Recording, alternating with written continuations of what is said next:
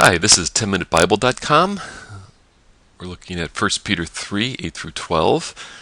This is actually the 10-minute exegesis segment done by 10-Minute Bill. First thing we want to do is look at our passage. This is the third or fourth in a series of instructions that Peter gives to New Testament believers, telling them how to live in such a way that they get blessed. He addressed slaves, wives, husbands, and now he's addressing the rest of the group, all of you. So finally is the last in a list. All of you, there's no verb for this whole section, verse 8. Bunch of adjectives, so we supply one, an imperative to be. It's called an ellipsis. So be of one mind, also known as like-minded, have compassion for one another, love as brothers, Philadelphia, brotherly love. Be tender-hearted or good-hearted, and be courteous, or actually the word is friendly-minded.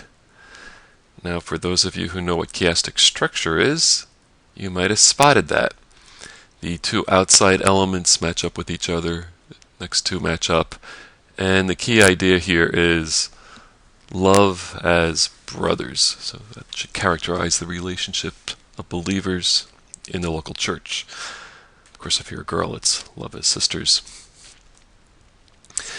Then we have a first verb actually showing up, a participle, talking about not returning evil for evil or reviling for reviling, but on the contrary, blessing. You have to supply, don't return for each of these things. So don't return reviling for reviling, but on the contrary, give or return. You can supply verbs there. Blessing. Then we have a participle saying the reason why you should do that, knowing something. Sahati, the content of what you know. You were called to this. There's our ice. And the purpose of being called to this kind of behavior is so that you would inherit a blessing. So the whole idea behind this is how believers should live so as they get blessed. Then we have the Old Testament reason or proof for why you should live this way. It's the person who would love life and see good days, which, if you catch on, it's Peter telling you this is what part of your inheritance is all about. Let him do three things, all in couplets for Psalm 34. Don't speak evil, turn away from evil, do good, seek peace and pursue it. And you could also see that these top items are negative and these bottom items are positive. And the key center of that right there, where they change, is don't do what's evil, but do what's good. And we're given another reason for it right within the psalm. In the original Hebrew, that word for, or any Hebrew equivalent of it, was not there. But it's implied the reason you should live like this is because the eyes of the Lord are on the righteous, his ears are open to their prayers. Anthropomorphism for those of you who like that kind of stuff. But the face of the Lord is against those who do evil, which means the Lord will be nice to the righteous, not so nice to the bad guys. Therefore, be a good guy by demonstrating the right kind of behavior. Alright, now let's go and see how to do the outlining. When I do the outline today, some of you might not like it because I'm going to do more summaries than you'd prefer. If you want to do the details, email me and I'll break them down even more, but you don't get much out of breaking it down too much more. So the first thing I did is I took all the stuff up here and I tried to combine it. The thing I came up with is living in other-centered unity.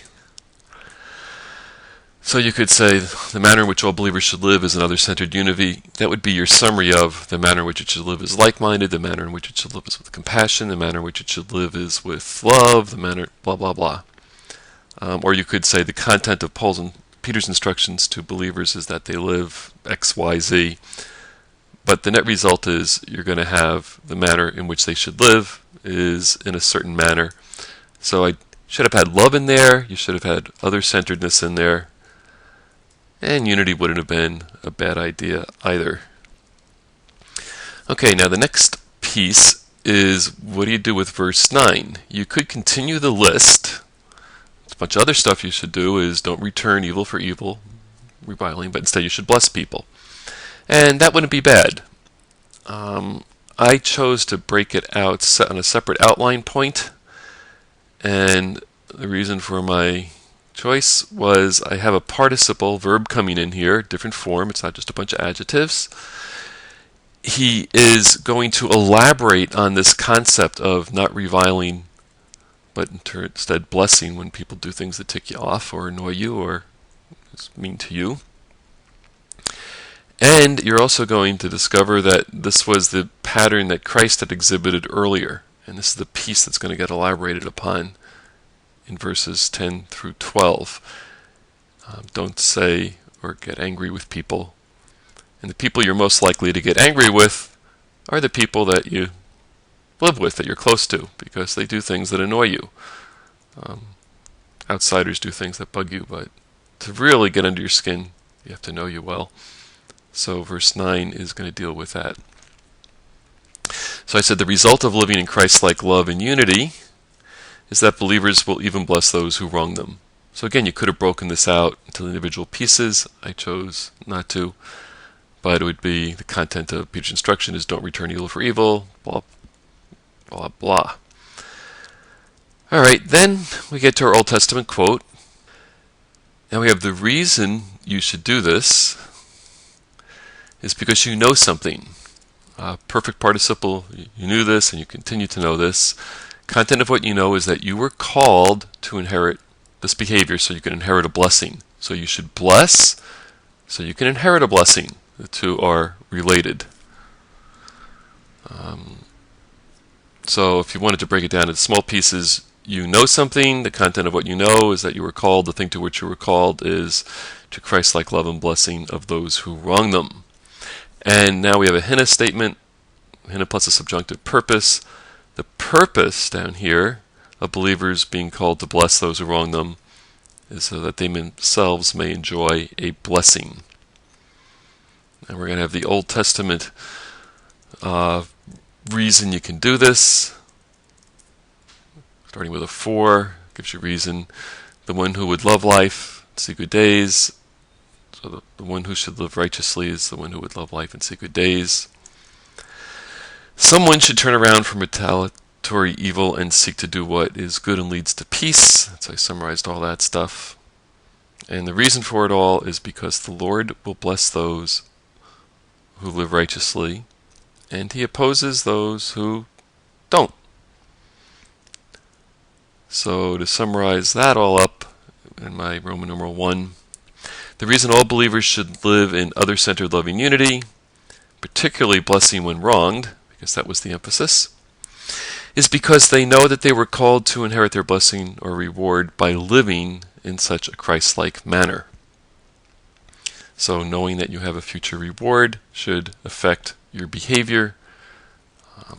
The other piece that's kind of neat of this is prayers not being hindered for husbands.